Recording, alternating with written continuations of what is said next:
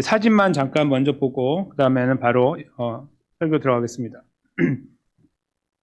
마땅한 사진을 찾지 못했는데 I couldn't find the right picture, but the kind of wanna find ugly one and beautiful one, but I couldn't find it. I'm sorry. So 제가 이제 찾으려고 했는데 좀 이렇게 어리숙한 얼굴하고 그다음에 굉장히 예쁜 얼굴, 좋은 얼굴 찾으려고 했는데 잘 못 찾겠더라고요. 그래서 이거 급하게 찾았는데요. 민낯이라는 단어를 요즘에 많이 쓰는데 민낯, 낯이라고 하는 것은 얼굴에 쪽이라는 것도 한국말로 순수 한국말 얼굴이잖아요. 낯도 한국말 얼굴이죠. 근데 민이라고 하는 거는 아무것도 없는 그런 뜻이라서 다 벗겨진 얼굴이라는 뜻이죠. 뭔가 가릴 수 있는 메이크업 같은 게 없는 그 상태를 민낯이라고 부릅니다. 그래서 민낯은 보통 좋을 때 쓰기보다는 나쁠 때, 안 좋을 때 쓰죠. 민낯이 드러났어. 그러면은 그 사람의 비밀이 드러났고 그들의 허점이 드러났고 문제가 드러났어. 이럴 때 이제 저희가 민낯이 드러났다는 단어를 씁니다. 많이 생각 안 해보셨겠지만 저희가 많이 오류에 빠지는 것 중에 하나가 뭐냐면 부활에 대한 그 내용을 생각할 때 부활은 영광스럽기 때문에 부활에 민낯이라는 것이 있다는 것을 모르고 지나갑니다. 부활은 그냥 주어진 것이 아니라는 것을 생각 안 하려고 하고 그래서 민낯이라는 것은 없다고 생각하거나 있어도 생각하지 않으려고 하죠. 왜냐하면 부활이면 다 끝난 것처럼 보이기 때문입니다. 오늘 저희가 나눌 하나님의 말씀 속에 저희가 그 부분을 잠깐 짚어보려고 하는데요. 어쩌면 부활주일에 이렇게 구약의 말씀을 가지고 연결고리가 없어 보이는 말씀을 가지고 말씀을 듣는 경우는 굉장히 드무실 것입니다. 오늘 저희는 호세아서를 읽었잖아요. 이 안에 담겨있는 하나님께서 저에게 말씀하려고 하는 내용을 찾는 가운데 깜짝 놀라게 부활의 민낯이 드러날 것입니다. 그것은 어쩌면 여러분의 민낯도 함께 드러내게 될 것이라 봅니다. 그것은 저희에게 창피함을 주는 것이 아니라 주눅들게 하는 것이 아니라 복음 앞에 우리를 다시 한번 세우고 그 하나님 앞에 은혜를 구하는 자리로 나아가려고 하는 취지가 될 것입니다. 그 은혜가 말씀을 살피는 가운데 여러분 모두에게 또 저에게 충만하게 임하게 되시기를 간절히 소망하면서 말씀으로 들어가겠습니다. 오늘 잠깐 훑어볼 말씀은 에브라임이라고 하는 북쪽 이스라엘에 대한 말씀인데요. 1절부터 이제 저희가 잠깐 들여다볼 건데요.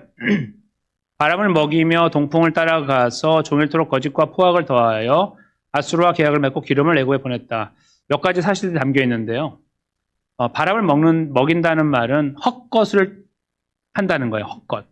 아무것도 남기지 못할 것. 바람 잡을 수 있습니까? 못 잡죠. 똑같은 거예요. 바람을 먹인다는 것은 의미 없는 일, 가치 없는 일에 전력한다는 뜻이고, 동풍이라는 것은 시로코라고 하는 바람이 있어요. 지금도 있을 거예요. 이제 당시에 있었는데 그 바람의 역할이 뭐냐면 파괴하는 거예요. 파괴. 동풍인데 굉장히 건조하고 강하게 불어가지고 막 다 말라 비틀어지게 하고 죽여요. 생물을 죽이고. 시로코라고 하는 바람이 있거든요. 그 바람을 말하는. 그래서 여기서 말하는 저 바람 이야기는 결국 죽이는 힘, 능력 이런 것들을 말해요. 그러니까 에브라임이라고 하는 북쪽 이스라엘이 하나님께 등을 지고 범죄한 길을 걸어가고 있을 때에 그들이 이루어왔던 일들은 헛것을 쫓았고 사람들을 죽이고 황폐하게 만드는 일에 동조하며 추구하며 살았다. 그냥 그런 의미가 됩니다. 그리고 그것을 더 강하게 하기 위해서 아수르와 계약을 맺고 북쪽 아수르 나라와 계약을 맺고 남쪽에 있는 애굽과 계약을 맺었다. 기름을 보냈다는 말은 계약을 맺었다는 것입니다. 시류에 따라서 이리 붙었다 저리 붙었다 했던 말이고 그것대로 그들은 걸어가고 있다는 의미가 됩니다. 무엇을 위해서냐면 착하고 부드러운 것이 아니라 악하고 강한 것을 지켜나가기 위해서 그렇게 그 길을 걸어갔다는 것입니다. 그래서 하나님께서 2절에 보면은 그에 대해 진노하시면서 그들을 멸하기로 결정하셨음을 설명하십니다. 그래서 그들은 벌을 받게 될 것이다라는 것이 2절 전체의 내용이고요. 3절에 가면 갑자기 야곱이라는 인물이 등장합니다. 지금부터 잠깐 집중하셔야 되는데요. 야곱의 설명을 잠깐 들여다보십시오. 모태에서 그의 형의 발 뒤꿈치를 잡았고 나왔죠. 야곱이란 말은 잡았다, 뒤꿈치를 잡았다는 뜻이니까 그대로 이름이 된 거예요. 둘째로는 힘으로 하나님과 겨루었다라고 쓰고 있습니다. 이거 다른 말로 바꾸면 성경에서 좋은 말로 쓴 거지 원래는 싸웠다는 뜻입니다. 개싸움을 했다는 뜻이에요. 개싸움을 그냥 하나님하고 한판 붙었다는 뜻입니다. 자, 처음에 나올 때 형의 발 뒤꿈치를 잡았다는 말을 의역으로 바꾸면 싸웠다는 뜻이에요. 형과 싸웠다는 말이고요. 나와서도 하나님과 싸웠다. 이렇게 하나님께서 말씀하고 싶으신 거예요. 누가요? 야곱이. 그 야곱을 드러내고 계시는 거예요. 그리고 4절에 보면은 이제 그 하나님과 싸웠던 장면을 조금 더 분명하게 저에게 보여주는데 뭐냐면 천사와 겨루었다라고 하고 그리고 이겼고 울며 그에게 간구하여 복을 간구했죠. 그리고 하나님은 베델에서 그를 만나셨고 거기에서 우리에게 말씀하셨다라고 쓰고 있는데요. 잠깐만 보면 천사와 겨루었던 장소는 야복강이라고 하는 곳이었습니다. 저희가 알고 있듯이 그 야복강에서 모든 식솔들을 다 먼저 보내고 형이 자기를 죽이러 온다는 말에 겁이 나서 하나님을 붙잡았죠. 평소에 안 하다가 어려운 때 되니까 한 거예요. 그런데 거기에서 밤새도록 기도했는데 이겼다는 걸 정말 이겼다는 것은 아니고요. 원래는 이제 그 하나님 편에 서게 됐다 그런 의미가 있는데 원래 의미는 이제 보통 번역은 이겼다고 쓰고 있으니까 여기도 그렇게 말하니까 그게 받아들여요. 그러면은 한판 싸워가지고 이기고 자기 복을 달라고 졸랐고 그리고 실제로 다 받았다. 이제 그렇게 이해할 수 있어요. 안전하게 형을 만났으니까요. 그리고 행복하게 살았어요. 근데 그가 깜빡 잊고 있던 것이 있죠. 거기 이제 우리 여기에 지금 3절에 잠깐 나와 있는 것처럼 죄송합니다. 4절에 나와 있는 것처럼 베델이라는 곳에 그가 예전에 좋은 기억을 하나 갖고 있었는데 그것을 잊고 있었어요. 그게 무엇이냐면 형을 피해 도망갔던 시간들이 있었는데 그러니까 바단 아람으로 도망가서 20년 지나 내려왔는데 그리로 도망가는 형을 피해 도망가는 와중에 하룻밤을 지낸 곳이 베델이었는데 거기에서 하나님께서 자기와 함께 하시는 것을 알고 그가 이 굉장히 성격이 급한 사람인데 너무 급해가지고 아침에 일어나자마자 약속을 해버려요. 지키지도 못할 거. 여기는 하나님의 전이 될 것입니다라고 완전히 거짓말 같은 약속을 하고 멋지게 거짓말을 하고 올라가서 20년 잘 살고 가족을 다 만들고 큰 재산을 갖고 내려오다가 야복강에서 죽을 뻔하다가 살아나고 그리고 내려가 다 까먹고 가서 자기 멋대로 살았어요. 승승장구하며 사는 것처럼 보이다가 하나님께서 안 되겠어서 부르시죠. 야, 너 나한테 약속 기억 안 나? 베델로 가기로 했잖아. 그래서 아차 싶어가지고 식솔들을 데리고 베델로 올라가서 한번 이렇게 제사를 드리는 것으로 끝나요. 뭐 제대로 한 것도 없고. 그렇게 해가지고 대충 하나님이 뭔가 사인을 주면은 이렇게 배고픈가 보다 하나님이 뭐 하나 드리고 나는 이 정도의 인생을 쫙 살았어요. 나중에 130대가 돼가지고 애굽에 갔을 때 자기가 살아왔던 인생을 험난한 인생이었다고 말해요. 자기가 알아요. 자기 인생이 얼마나 쉼이 없었는지 그것은 하나님을 모시지 못하고 제대로 의지하지 않고 살았다는 것을 증명하는 거예요. 그 삶의 자리에 자기가 있었다는 것을 말하고 있는 거예요. 그 정도로 바쁘게 살았고 최선을 다해 사는 것처럼 보이나 매우 이기적이었고 자기 중심적으로 살았어요. 무엇을 기도해도 자기 중심적이었죠. 옆 사람은 보이지 않았어요. 형도 안 보이고 자녀들도 안 보이고 자녀들을 저주를 퍼붓기도 하는 그러한 연약한 너무 부족한 그런 인간이 야곱이었어요. 그걸 여기서 하나님께서 지적하시면서요. 5절에 이런 말씀을 하세요. 여호와는 만군의 하나님이시라 여호와는 그를 기억하게 하는 이름이다. 이렇게 표현하셔서 특별한 말씀을 하시는데 이게 무슨 말씀이냐면 조금 이제 어려운 건데요. 구약 성경을 보면 하나님이라고 하는 단어가 나오죠. 한국말로 영어로 갓이라고 써 있는 게 원래는 엘로힘이에요. 복수예요. 하나님들이라는 원래 말이에요. 다 그렇게 돼 있는데 이 엘로힘은 어디다 쓰냐면 하나님께만 쓰는 게 아니고 모든 신에게 엘로힘이라고 붙여요. 옛날에. 그러니까 구약에 있는 엘로힘을 잘 봐야 돼요. 이게 진짜 하나님인지 일반 신인지를 봐야 될 정도로 엘로힘으로는 이게 하나님이 구별이 안 돼요. 아시겠죠? 우리나라 말도 신 하면은 많은 신들이 있기 때문에 나는 신을 믿습니다. 그러면 하나님을 떠올리지 못해요. 똑같은 거예요. 옛날에도 그랬어요. 그래서 하나님은 내 이름은 내가 특별하게 알려줄게. 나의 독특한 프로퍼 네임이 있어. 고유한 이름. 그게 뭐냐면 야훼야라고 말했어요. 야훼. 여기 오늘 여호와라고 하죠. 여호와라고 하는 이름은 오직 하나님밖에 없어요. 하나님만 쓰시는 거예요. 그래서 우리는 여호와라고 부르면 구별이 되는 거예요. 나는 교회 안에 계신 하나님 믿어 이런 말하고 같은 거예요. 한국말로 쓴다면 많은 하나님 신들이 있는데 나는 그 교회에 있는 그 하나님 믿어 이런 말하고 같은 거예요. 당시에는 간단하게 야훼라고 부르면 돼요. 여호와라고 부르면 된 거예요. 그래서 그 하나님께서 여기서 이렇게 말씀하시기를 나는 사실은 이 많은 신들과 구별되는 존재인데 구별됨을 받지 못하고 살고 있다. 지금까지. 그런 의미가 여기 있고, 그러므로 내가 나의 이름을 잡고 내 이름을 걸고 이 심판을 이루어서 올바르게 나의 백성들의 길을 인도하겠다. 그것이 이 5절에 담겨 있는 내용이에요. 그래서 앞으로 할 일은 이거다. 마지막 6절인데요. 그런즉 너의 하나님께로 돌아와서 인애와 정의를 지키며 항상 너의 하나님을 바라라. 이렇게 표현하고 있습니다. 여기에 한 가지만 조금 더 이제 그 히브리어하고 관련해가지고 말씀드릴 필요가 있는데요. 이 6절에 표현되어 있는 말은, 지금 영어로 되어 있는 것은 다 많은 것들이 한국어하고 비슷하게 번역이 됐는데, 영어, 우리가 지금 보고 있는 요거, 저기 화면에 나와 있는 거 보면, by the help of your God이라고 써 있거든요. 이게 잘 번역된 거예요. 저희가 교회에 사용하는 ESV라는 버전인데, 이게 여러 가지가 이렇게 번역 안 하고 있는데, 굉장히 잘 번역한 거고, 이게 원어의 뜻이에요. 한국말에는 이렇게 번역된 게 하나도 없어요. 한국어는 어떻게 되어 있냐면, 그런즉 너의 하나님께로 돌아와라. 이렇게 되어 있어요. 그러니까 의지가 누구에게 달려있냐면, 우리에게 달려있는 것으로 표현되어 있는데요. 원래 히브리어는 그렇게 안 되어 있어요. 뭐라고 되어 있냐면, by the help of your God, or Yahweh 이렇게 되어 있는 거예요. 이게 무슨 말일까요? 이건 굉장히 중요한 이야기예요. 호세아에서 계속 강조하고 있는 내 백성들은 나에게 돌아와서 예배해야 된다고 말씀하잖아요. 주권이 그들에게 있는 것처럼 보이고 그들의 결정처럼 보이거든요. 사람들이 돌아와야 하나님을 예배할 수 있으니까 당신들이 돌아와요라고, 당신들이 결심하고 오십시오라고 돼 있는 것처럼 보이나 그렇게 안 돼 있어요. 성경은. 이 호세아, 특별히 오늘 본문 12장 6절은 이것을 분명하게 하나님께서 아주 분명한 어조로 담아 놓으셨어요. 나의 은혜로 된다. 하나님의 은혜로 된다.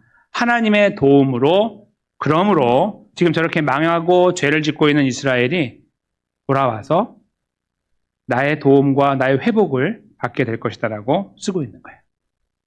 이게 오늘 본문에서 저희가 읽어내야 되는 중요한 지점이 됩니다. 먼저는 에브라임이라고 불리는 이스라엘이 범죄하여 하나님께 등을 돌렸다는 사실을 보았고, 그들은 포악했다는 걸 봤고 잘못된 길로 가고 있다는 걸 보면서 하나님께서는 그들의 조상으로 거슬러 올라가서 야곱을 터치해 주셨어요.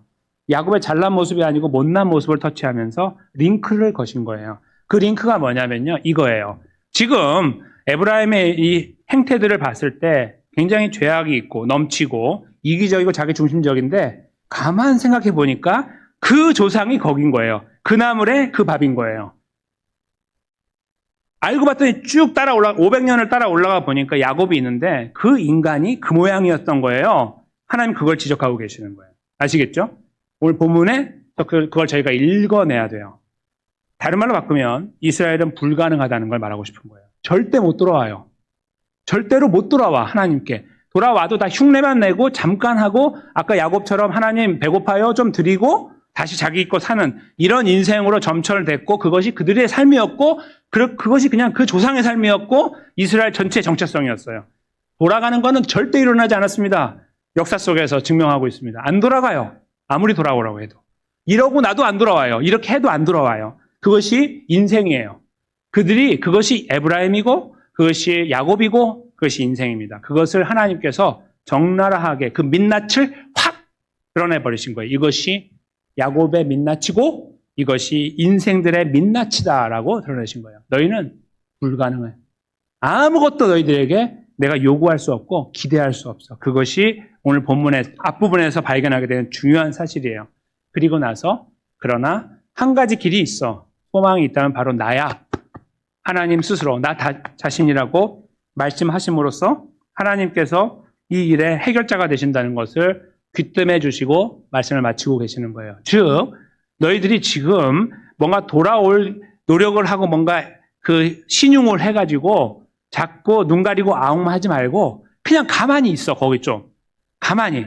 못한다는 거 제발 인정하고 가만히 있고 기다려. 이겁니다. 언제요? 하나님께서 오셔서 회복하실 때까지. 그렇게 말씀하신 거예요. 여러분과 저는 그게 언제였는지 알고 있습니다. 지금으로부터 2030년 정도 전 돼요.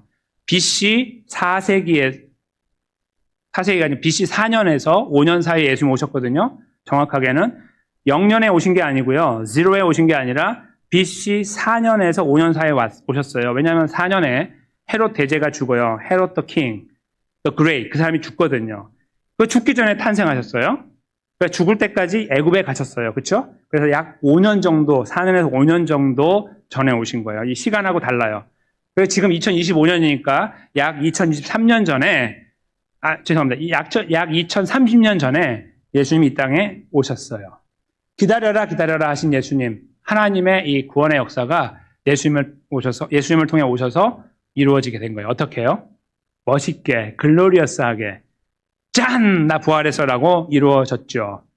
아니요. 그렇게 안 이루어졌습니다. 부활의 민낯은요, 이렇게 돼요. 고난입니다.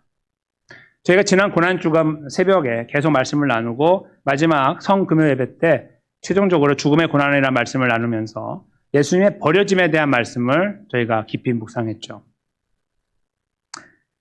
가장 비참하고 힘들었던 시간, 바로 십자가에 계셨을 텐데 찌르고 뭐 부서지고 망가지고 이런 것들은 어차피 그렇게 가는 거니까 괜찮아요. 그러나 하나님과의 관계가 끈끈한 하나 되셨던 예수님께서 그 하나님으로부터 직접 버림을 받고 마치 이렇게 던져갖고 사과 딱 자르는 것처럼 이렇게 던져갖고 자르는 거 있잖아요.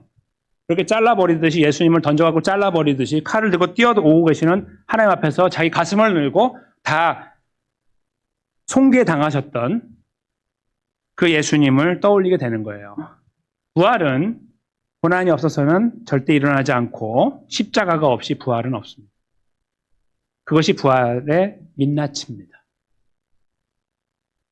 많은 분들이 그러나 그 부분은 그 영광스러운 부활 때문에 잊고 넘어가려고 그러고 많이 다루지 않아요. 주님 부활하셨습니다는 너무나 좋은데 주님 우리를 왜 고난당하셨습니다는 싫어요. 오늘 본문이요. 왜 저희들에게 부활의 민낯을 보여주는가 하면요. 부활의 민낯은 고난인데 예수님의 고난이잖아요. 예수님이 왜 고난을 당하셨는지를 생각해 보면 되는 거예요. 바로 이렇게 파렴치한 인간 때문인 거예요. 누구요? 야곱. 근데 잘 생각해 보시니까 야곱과 이스라엘은 같은 500년 똑같이 살았어요. 그리고 쭉 지금까지 인류가 흘려가지고 한 3,000년 정도 지났을까요? 시간이 쭉 지났는데 지금 어떠시죠? 그것이 우리가 이제 이 마지막에 살펴봐야 될 부분입니다. 혹시 우리는 우리가 예수님의 십자가 부활로 구원받았다는 사실에 감사하지만 예수님처럼 살아가야 된다는 사실에 대해서는 동의하지 못하고 계시는 거 아닙니까? 여전히 그 앞에만 서면은 불편하고 껄끄러운 것은 아닙니까? 왜 나한테만 그렇게 생각할지 모르네요. 다른 사람도 많은데라고 넘겨버리려고 하는 마음은 없으십니까? 이것은 누구 특정인 어떤 교회 안에서는 어떤 직분자를 향한 말씀이 아니라 모든 하나님의 백성들을 향한 말씀입니다. 예수님의 고난과 부활로 구원받은 사람이라면 누구나 기억하고 간직해야 될 말씀이라는 거예요. 거기 여러분과 제가 있습니다. 어쩌면 저희는 영광스러운 부활은 그걸로 인한 구원의 은혜는 감사하지만 거기서 이루어질 영광스러운 순간들은 천국에서 맛보게 됩니다. 이 땅이 아니고. 거의 없어요. 이 땅에서. 잠깐 일어나는 조금의 기쁨이 있을까요? 그 말고 없습니다. 오히려 선하고 아름답게 걸어가는 걸음의 끝자락이 그렇게 아름답지 않을 때가 더 많아요. 그렇지 않으신가요? 주님의 나라를 위해서 험난한 길을 걸어가시는 분들은 그 걸음을 경험하십니다. 그렇죠? 최선을 다해 그 길에 서 계신 분들은 유독 아이러니하게도 그것을 경험해요. 마음 아픈 일. 그러나 그것이 끝이 아니기 때문에 소망이 있는 거예요. 오히려 우리는 하나님의 나라를 바라보고 그 나라를 기대하며 걸어갑니다. 사람들 괜찮아요. 처음에는 좀 섭섭한데 지내다 보면 괜찮아요. 주님이 내 편이시니까. 나를 지켜주고 계시고 인도하고 계시고 보호하고 계시니까. 그런데 더 중요한 것은 나를 위해 저 예수님께서 십자가에서 찢겨주셨으니까. 부활의 민낯은 고난이고 고난은 바로 저와 여러분 때문에 이루어진 일입니다. 그래서 저희가 부활의 민낯을 돌아보면 무엇이 보이냐면 우리의 민낯이 보이는 거예요. 왜 돌아가셨는지가 보이고요. 그리고 여전히 나는 그 민낯을 드러내면 똑같은 모습을 갖고 있기에 두렵고 아무에게도 드러내고 싶지 않은 그 나만의 비밀스러운 공간이기 때문입니다. 우리는 그 삶을 붙잡고 살아가요. 버려야 되는 것을 알지만 버리지 않으려고 하고 버려야 된다고 말을 듣지만 버리려고 신용만 하지 버리지 못할 때가 참으로 많아요. 왜 자꾸 신용이라고 제가 말을 할까요? 그것은 우리가 자꾸 그 일 때문에 넘어지기 때문입니다. 우리가 힘들어하는 그 일 때문에 어제도 넘어졌고 오늘도 넘어지고 또 내일도 넘어질 것이기 때문입니다. 저는 죄를 정당화해서 말씀드리는 게 아니에요. 죄 지어도 상관없습니다. 이런 말씀 드리는 게 아니에요. 정말 진지하게 살아가려고 하는데 그렇게 넘어지는 것을 말씀드리는 거예요. 이 넘어짐을 많이 센스, 즉 이걸 느끼고 알아가는 사람들은 누가 알아가냐면 정말 최선을 다하는 사람들이 아는 거예요. 최선을 다하지 않으면 이 무슨 말인지 모르는 거예요. 넘어진다는 말이. 안 해봤기 때문에 모르고 그리고 안 가니까 모르는 거예요. 가는 사람만 알아요. 그리스도의 삶이 힘들다는 말은 들어보면 눈물이 나요. 정말이기 때문에 이게 사실이기 때문에 경험해봤으니까. 저와 여러분도 바로 그런 자리에 있을 것이라고 믿습니다. 부활의 민낯은 그러므로 우리의 실존을 드러냅니다. 우리가 누구인지를 다시 드러내주는 거예요. 그리고 또 하나 드러내는 것은 우리가 그런 존재인데도 예수님의 십자가와 부활로 구원받았다는 놀라운 구원의 메시지도 주고 계시는 거죠. 우리는 기뻐하고 감사해야 됩니다. 왜요? 우리의 민낯이 보이니까요. 영광스럽기 때문이 아니고요. 우리의 민낯이 드러나고 예수님이 커 보이기 때문에 예수님의 능력이 위대해 보이기 때문에 그리고 감사하기 때문에 그래서 우리가 우리의 걸음을 맡길 수 있기 때문입니다. 여전히 걸어가야 될 걸음을 포기하지 않을 수 있는 이유. 예수님께서 십자가에 돌아가실 때 그 마지막 순간 가장 어려웠었던 시간에 누구를 찾으셨죠? 저희가 지난 성금요 예배 때 함께 나누었던 말씀에 누구를 찾으셨냐면 자기를 향해 달려들고 있는 칼자루를 들고 막 난도질을 하고 있는 하나님을 향해서 이렇게 죽어가시면서 이 눈을 감아가면서 그 하나님이 나를 찌르고 있는 걸 바라보면서 이렇게 말씀하셨죠. 저희가 이 부분을 함께 읽으려고 해요. 제일 마지막 부분에 있는 부분인데요. 적용의 제일 마지막 부분 8번에 보시면 있습니다. 네. 우리가 한 목소리로 읽도록 하겠습니다. 아버지, 내 영혼을 아버지 손에 부탁하나이다. 아멘. 왜요?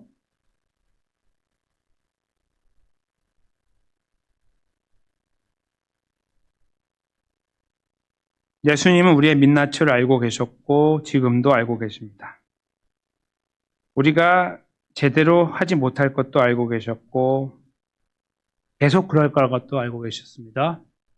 역사가 증명했기도 하지만 우리의 마음을 꿰뚫어 보셨기 때문입니다. 그리고 예수님은 그렇게 하셨습니다. 여러분과 제가 오늘 말씀의 끝자락에서 이 예수님의 말씀을 기억해야 되는 이유는요. 오늘 본문 6절에 나와 있는 것 때문에 그래요. 우리는 기다려야 됩니다. 우리 아버지 하나님께서 우리를 붙잡고 회복하실 때까지. 그 시간이 언제인지 모르나 그때를 기다려요. 이것은 여러분의 삶에 반전이 일어나는 때를 말씀드리는 것이 아니고요. 조금 더 진지하게 살아가려고 하는 그 자리에 서는 것을 말씀드리는 거예요. 즉, 내가 내일부터 한번 살아봐야지. 아니, 오늘부터 해봐야지라고 여러분의 그 생각과 결심들로 여러분을 치장할 필요가 없습니다. 안 되니까요. 그게 아니에요. 오늘 하나님 분명히 말씀했죠. 너희 못한다. 꼬라지를 보니까 저 위에서 내려왔는데 500년 흘렀는데 똑같아. 3000년이 지나도 똑같아. 인류는 뭐가 바뀌었는데? 이렇게 강하게 물어보시는 거예요. 안 바뀌었어요. 아무것도 안 바뀌었어요. 똑같아요. 그 하나님의 위대하신 사랑과 인내하심이 예수님이 십자가와 부활로 이루신 아름다운 구원의 역사가 여러분과 제 안에 다시 한번 깊이 조명되기 원합니다. 조용하게 묵묵히 그분의 도우심과 인도하심을 구합시다. 부활의 민낯을 깊이 진지하게 돌아보게 해달라고 기도하면 좋겠고요. 부활의 민낯이라는 단어가 떠오를 때마다 우리 자신의 민낯이 드러날 것이고 그럴 때마다 예수님이 그래서 돌아가셨다는 사실을 알게 될 것이고 우리는 다시 거기에 기대해야 된다는 것을 알게 될 것입니다. 저는 이 부활의 아침에 감사하고 감격 있는 이때 바로 그 부분을 깊이 묵상하는 은혜가 있기 원합니다. 그것이 우리를 붙잡을 것이고 지탱하실 것입니다. 그러면 걸음을 힘있게 하실 것이고 더 온전한 자리로 인도해 나가는 원동력이 될 것이라고 믿습니다. 그 자리에 저희가 믿음으로 함께 세워지게 되시기를 예수님의 귀하신 이름으로 간절히 축원합니다.